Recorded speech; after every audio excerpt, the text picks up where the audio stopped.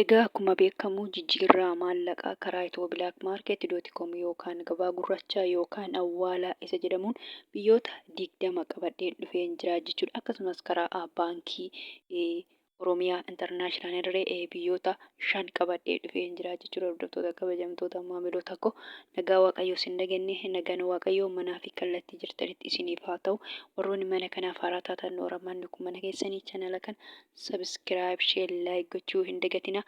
Warroonni mana kanaaf immoo maatii taatan sheer laayik gochuun viidiyoo kana hanga dhumaatti dhageeffadhaa isiniin jedha.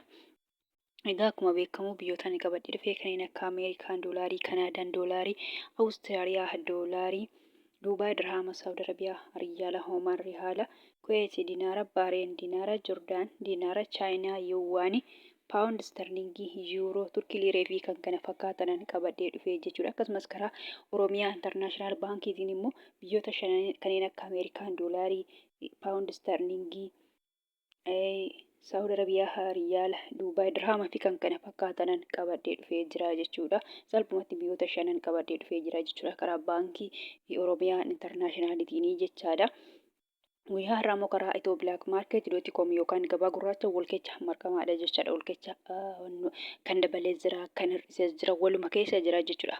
Kamtu akka hir'ise kam akka irratti biyyoota harki caalu garuu kan qannase caala jechuudha. Guyyaa har'aa karaa itobilaakmaarketiin biyyoonni baay'een qannasanii jiru jechuudha. Amma salphumatti Ameerikaa doolaara irraa hin ka'a jechuudha. Ameerikaa doolaara guyyaa hundayyuu Ameerikaa irraa hin ka'a. Har'arree Ameerikaa doolaara irraa hin ka'a jechuudha. Ameerikaa doolaariin tokko karaa itobilaakmaarket.com guyyaa har'aa birii 100 fi birii 57 fi saantiba 49 jechuudha.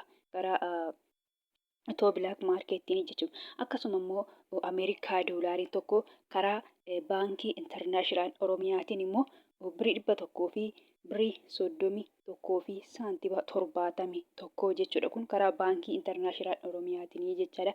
Kan itti aanu Kanaadaadha. Kanaada doolaariin tokko karaa itobilaakmaarket.com yookaan gabaa gurraachaan birii 100 fi birii 13 fi saantiba 38. Awustiraaliyaa doolaariin tokko karaa itobilaakmaarket.com yookaan gabaa gurraachaan birii 100 fi birii 1 fi saantiba 04. Duubaay dirhaamiin tokko karaa itobilaakmaarket.com yookaan gabaa gurraachaan birii 42 fi saantiba 91 jechuudha. Karaa itobilaakmaarketiin karaa baankiitiin immoo baankii Oromiyaa Intarnaashinaal yookaan baankii Oromiyaatiin jechaadha. Biriin Duubaay tokko birii 32 fi saantiba 99 jechuudha. Dirhamni Duubaay birii 32 fi saantiba 99 jechaadha. Maaliif akkasiin galuufan irra deebi'aa jechuudha. Kan itti aanu Saawud Arabiyaadha. Saawud Arabiyaa riyaalli tokko karaa itobilaakmaarket.com yookaan gabaa gurraachaan birii 41 fi saantiba 98 jechuudha. Karaa itobilaakmaarket.com akkasuma immoo karaa baankiitiin baankii Oromiyaan Intarnaashinaalitiin birii 32 fi saantiba 26 jechuudha. Dirhamni Saawudii tokko birii karaa baankii Oromiyaatiin jechaadha. Birii 32 fi saantiba 26 jechuudha. Kanaa jechuudha. Kan itti aanu Hoomaan riyaalli tokko karaa itobilaakmaarket.com yookaan gabaa gurraachaan birii 400 fi birii 8 fi saantiba 87. Kuweet diinaarri tokko karaa itobilaakmaarket.com yookaan gabaa gurraachaan birii 500 fi birii 12 fi saantiba 74. Bahareen diinaarri tokko karaa itobilaakmaarket.com yookaan gabaa gurraachaan birii 400 fi birii 17 fi saantiba 62. Joordaan diinaarri tokko karaa itobilaakmaarket.com yookaan gabaa gurraachaan birii 200 fi birii 22 fi saantiba 18. Chaayinaa yuwaanii tokko karaa itobilaakmaarket.com yookaan gabaa gurraachaan birii 21 fi saantiba 84. Swiss firaankiin tokko karaa itobilaakmaarket.com yookaan gabaa gurraachaan birii 100 fi birii 90 fi saantiba 53. Kan itti aanu paawundi sterlingiin tokko karaa itobilaakmaarket.com yookaan gabaa gurraachaan birii 200 fi birii 11 fi saantiba 29 jechuudha.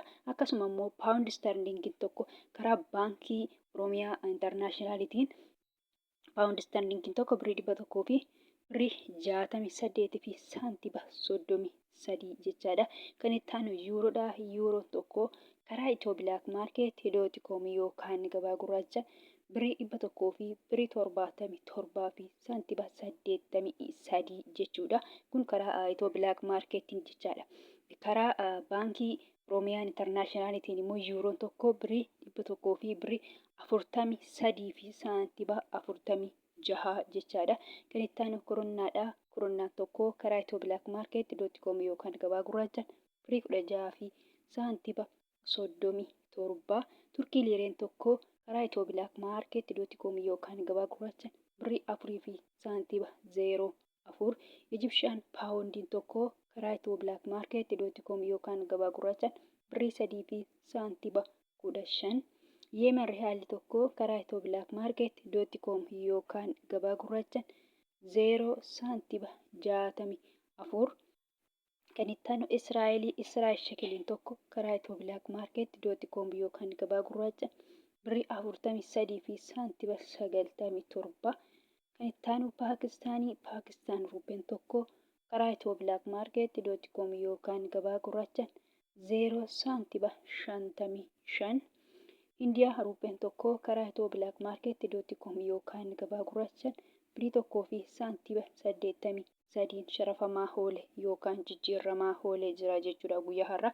Karaa Itiyoo Bilaak Maarkeettiin biyyoonni 20 kana fakkaatu jechuudha. Akkuma jedhe wal keessa makamaadha. Kan dabales kan hir'ises jira jechuudha. Akkasuma immoo karaa Oromiyaan Intarnaashinaal Baankiitiin illee kana fakkaata jechuudha. Biyyoota 5 qabadee dhufee jechaadha. Egaa kan biraa immoo kanan jechuu barbaadu warroonni Joordaanii fi Beerut jechaadha. Joordaanii fi Beerut keessattuu warroonni mana madabii jirtanii jechaadha. Fakkeenyaaf birriin Joordaanii diinaara jedhama jechuudha. Keessattuu immoo warroonni mana madabii jirtan diinaara miti kan fudhatanii jechuudha. Akkasuma immoo Beerut yookaan Libneen jechaadha. Birriin biyya sanii paawundiidha. Paawundiin Beerutii immoo baay'ee xiqqoodha jechuudha. Akka birrii Yemen baay'ee xinnoodha jechuudha. Birrii Itoophiyaa hin guutu. Akkasumas birriin Paakistaan irree fakkeenya birriin Paakistaan 0 saantiba 55 jechuudha. Birrii Itoophiyaa ta'uudhaaf amma saantiba 45 irrataa jechuudha. Kanaafuu baay'ee xiqqoodha jechuudha. Salphumatti baay'ee xiqqoodha. Kanaafuu isinillee birriin biyya sana waan xiqqoo ta'eef doolaarii fudhattu jechuudha. Akkasumas salphumatti warroonni Joordaanii fi Beerutii jechuudha. Joordaanii fi Beerutii Ameerikaa doolaarii fudhattu jechuudha. Fakkeenyaaf Ameerikaan baay'ee jira. Asirratti fakkeenyaaf Ameerikaa doolaarii irree jedheen jira. Kanaadaa irree jedheen jira. Awustiraaliyaa irree jedheen jira jechuudha. Maqaan biyyoota doolaariidhaan waamaman immoo baay'eetu jira jechuudha. Biyyoota baay'eetu maqaa biyya sanaa doolaariidha jechuudha. Isa keessa akkuma jedhe Ameerikaa doolaarii ta'a jechuudha. Salphumatti warroonni Joordaanii fi Beerut jirtanii jechuudha. Fakkeenyaaf guyyaa har'aa warroonni Joordaanii fi Beerut jirtan karaa Itiyoo Bilaak Maarkeet .com yookaan gabaa gurraacha yoo ergattan jechaadha. Birrii 100 fi birrii 57 fi saantiba 49 irraa eeggattu malee birrii biyya saniin ta'uu jechuudha. Akkasuma immoo karaa Oromiyaa Intarnaashinaal Baankiitiin yoo ergattan jechaadha. Warroonni Joordaanii fi Beerutii jechaadha. Birrii 100 fi birrii 31 fi saantiba 71 irraa eeggattu yookaan saabbattu malee birrii biyya sanaa miti jechuudha. Akkuma jedhe warroonni Joordaan mana madabii jirtan diinaara miti. Akkasuma immoo warroonni Beerut yookaan Libneen mana madabii jirtan paawundii miti jedha. Salphumatti paawundii biyya sanii baay'ee xiqqoodha jechaadha.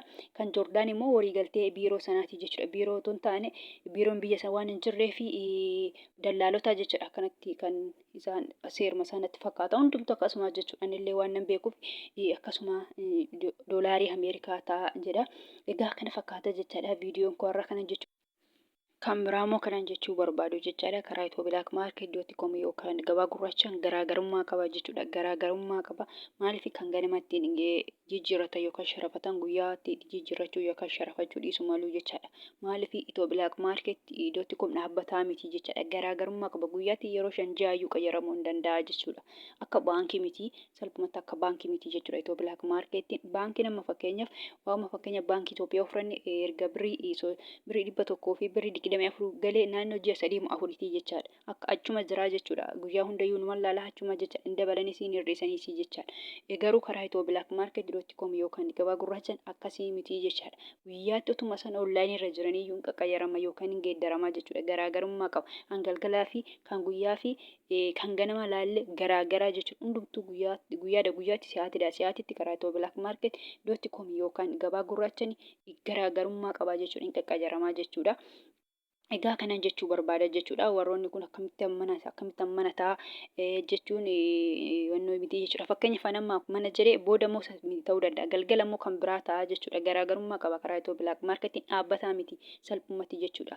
Egaa kana gabaabumatti viidiyoon koo kana fakkaata. Inni irraa viidiyoo birootiin hanga walitti deebinutti nagaa ta'a.